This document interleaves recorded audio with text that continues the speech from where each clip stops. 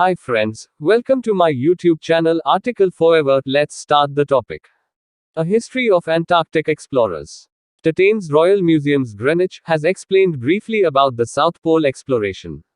In January 1773, Captain James Cook becomes the first recorded navigator to cross the Antarctic Circle.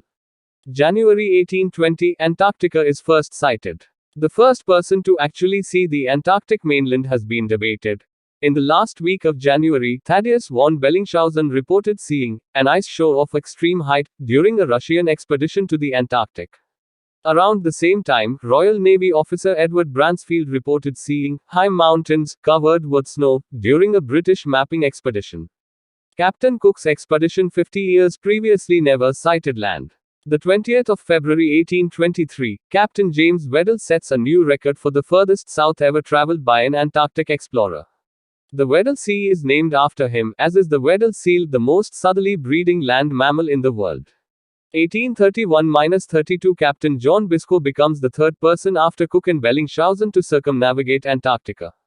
During his expedition, he sights new areas of the continent including Enderby Land and Graham Land. 1839-41 James Clark Ross commands Erebus and Terror, the ships later to be lost during Franklin's search for the Northwest Passage to the Antarctic. During the expedition, Ross discovers the Ross Sea and Ross Ice Shelf. This region would later serve as the starting point for both Amundsen and Scott's expeditions to the South Pole in 1911. 1898-99 The Belgian ship Belgica led by Adrien de Gerlache becomes the first vessel to spend a winter in the Antarctic after becoming trapped in ice for a year. Among the crew on the ship is Norwegian explorer Roald Amundsen, later to become the first person to reach the South Pole. 1899 Norwegian Carsten Borchgrevink leads the first British expedition in what would come to be known as the heroic age of Antarctic exploration. Borchgrevink's expedition is the first to spend a winter on the Antarctic mainland, and the first to use dogs and sledges on the continent. 1901-1904 Captain Robert Falcon Scott leads his first expedition to the Antarctic in the specially built ship Discovery. During the National Antarctic Expedition, Scott, Ernest Shackleton and E. A. Wilson traveled to within 410 miles of the South Pole before they were forced to turn back on the 30th of December 1902. When they returned to their base at the Discovery, the three men were described as almost unrecognizable, with long beards, hair dirty, swollen lips and peeled complexions and bloodshot eyes. 1907-1909 Ernest Shackleton leads the second British Antarctic expedition on the Nimrod. On the 9th of January 1909, Shackleton, Frank Wild, Eric Marshall and Jameson Adams come within 97 miles of the South Pole, but the return trip almost costs them their lives. On the 3rd of March, all four men finally arrive back at the Nimrod, after having initially been given up for dead by the men stationed on the ship. 1910 Robert Falcon Scott and Roald Amundsen both depart for Antarctica on their separate expeditions to reach the South Pole. Scott and his crew leave Cardiff on the Terra Nova on the 15th of June. Amundsen departs Kristiansand on the 9th of August on the Fram. Amundsen had originally planned to make a bid for the North Pole, but changed his objective after two American explorers each claimed to have reached the goal. He only revealed his South Pole ambitions to his crew after he had set sail. Scott discovered that he was in a race on the 13th of October after landing in Melbourne, Australia. Amundsen's brother Leon had sent Scott a telegram simply saying, "Beg leave to inform your Fram proceeding Antarctica." Amundsen. The 15th of October 1911 Amundsen sets out to reach the South Pole with 5 men, 4 sledges and 52 dogs, traveling to pre-prepared depots and killing dogs for food as they go. 17 of the original 52 dogs would make it to the pole, and 12 made it back.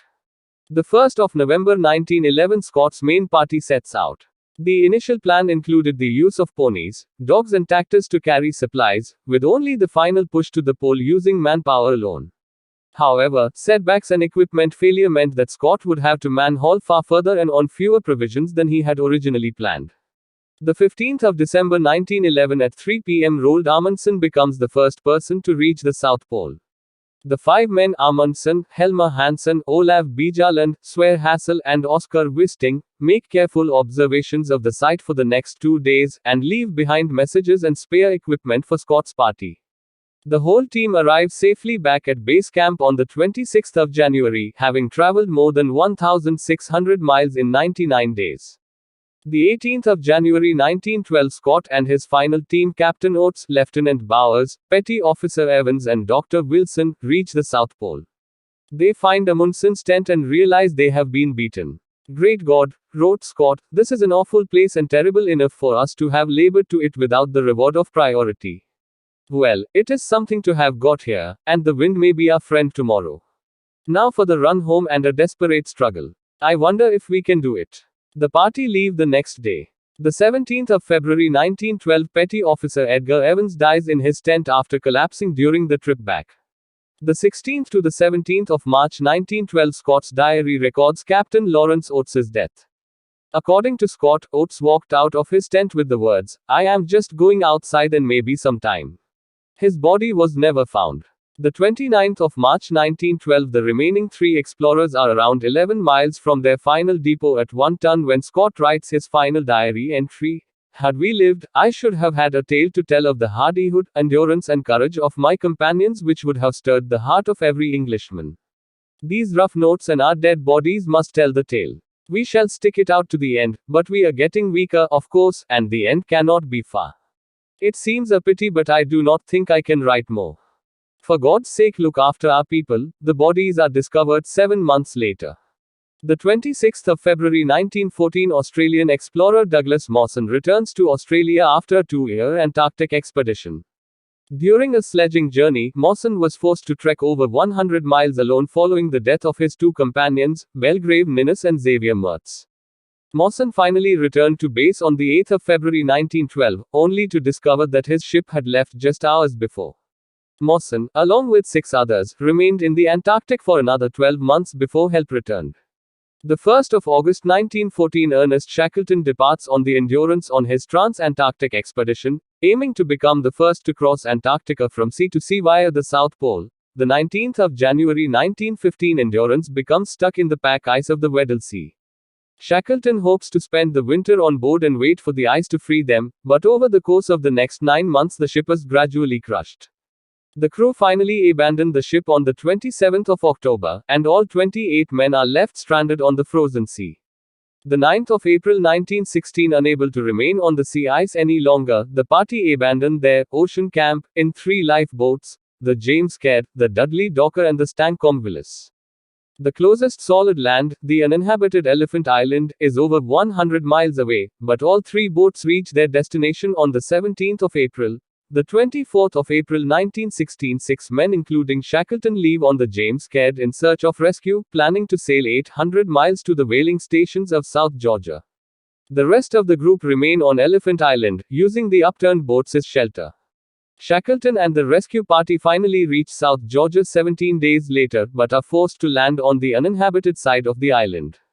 The party treks without sleep across the unmapped island, finally reaching the Norwegian whaling station at Stromness on the 20th of May. It would take until the 30th of August before Shackleton could reach the rest of his men left on Elephant Island. All 28 men survived. 1914-17. While Shackleton and his men struggled to survive the loss of Endurance, the second half of the trans-Antarctic expedition faced their own challenges. The Ross Sea Party had been tasked with laying supply depots along the Antarctic route from the opposite side of the continent, which Shackleton planned to use during the final part of his expedition. However, their ship broke free and the men left behind were not rescued until January 1917. While the depots were never used, the group managed to cover 1,356 miles across the ice laying supplies. 3 men died during the expedition. The 5th of January 1922, Ernest Shackleton dies of a heart attack during an expedition to the Antarctic on board the Quest. The 29th of November 1929, expedition leader Richard Byrd, pilot Bernd Balchen, co-pilot Harold June, and radio operator Ashley McKinley become the first people to fly over the South Pole. The 20th of February 1935, Danish-Norwegian explorer Caroline Mikkelsen becomes the first woman to set foot on Antarctica. The 14th of December 1943, Britain launches the secret wartime mission Operation Tabarine, establishing permanent bases in the Antarctic for the first time. The resulting bases were later given over to scientific research, and became the foundation for the British Antarctic Survey in 1962. The 2nd of March 1958, the Commonwealth Trans-Antarctic Expedition led by Wynne Fuchs becomes the first to successfully cross the continent, traveling 2,158 miles in 99 days. Mount Everest climber Edmund Hillary leads part of the mission, laying supplies for the crossing party as far as the South Pole. In the process, he leads just the third group to reach the South Pole, and the first to do so in vehicles. The 23rd of June 1961, the Antarctic Treaty comes into force, an international agreement establishing how the continent should be protected and governed. 12 countries, Argentina, Australia, Belgium, Chile, France, Japan, New Zealand, Norway, South Africa, the Soviet Union, the UK and the USA, first signed the international treaty in 1959, declaring that Antarctica should be a natural reserve, devoted to peace and science. 1992–1993, Ranulph Fiennes and Dr. Mike Stroud become the first people to cross the Antarctic continent unsupported, without assistance or extra supplies. Thank you.